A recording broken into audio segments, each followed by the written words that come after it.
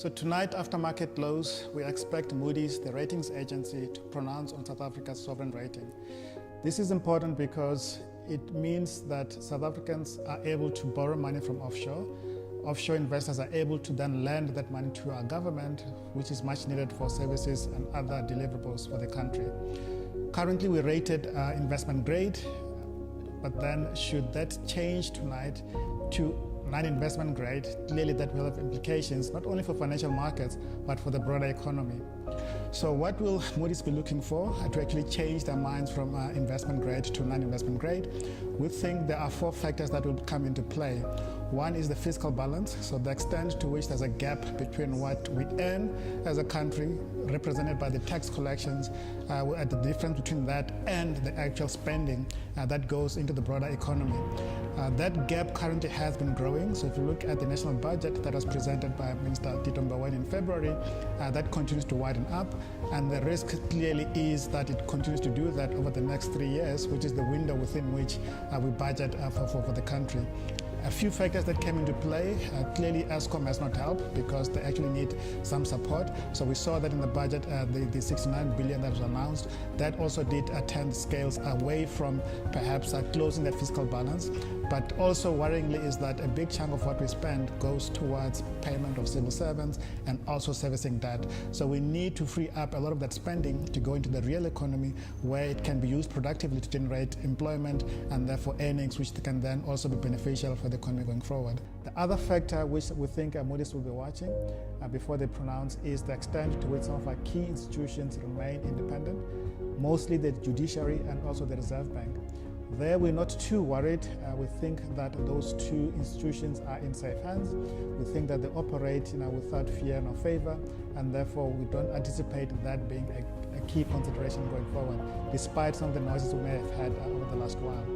Then obviously, South Africa operates within a much broader global sphere, and to the extent that we remain vulnerable to some of those global factors, that will have some impact in terms of how they view us within the emerging market context at least.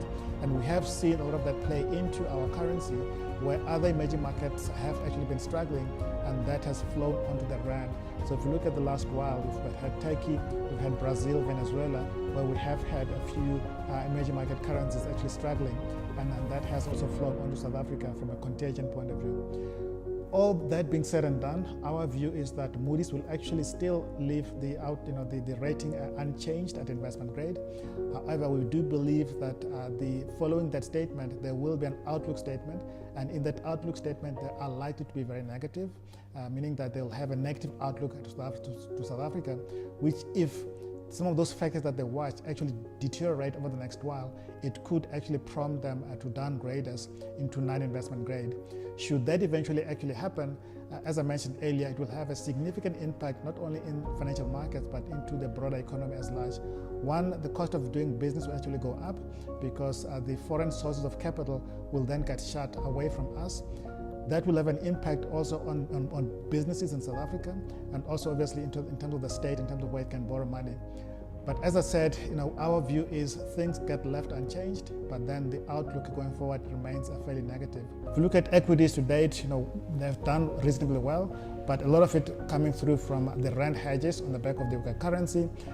But if we are to get a downgrade, we think that the banks especially will get hit a lot more, and some of the local stocks will also be at net non-beneficiaries of that outcome. We do believe that the outlook that we're painting in terms of what to expect from Moody'S is largely priced into financial assets. However, as I mentioned, should there be any deterioration going forward, we think that the area that is most vulnerable from a financial markets point of view remains our banks, but also some of our select local stocks that can actually be exposed from that eventuality. If you look at the bond market, currently it has been trading reasonably well. We think again it is pricing in a no change in rating, but as I keep mentioning, should that change result in a non-investment grade, then certainly you will see outflow of capital away from our bond market into other areas around the world, and that obviously will have a negative impact in terms of what we are able to get from our bond market.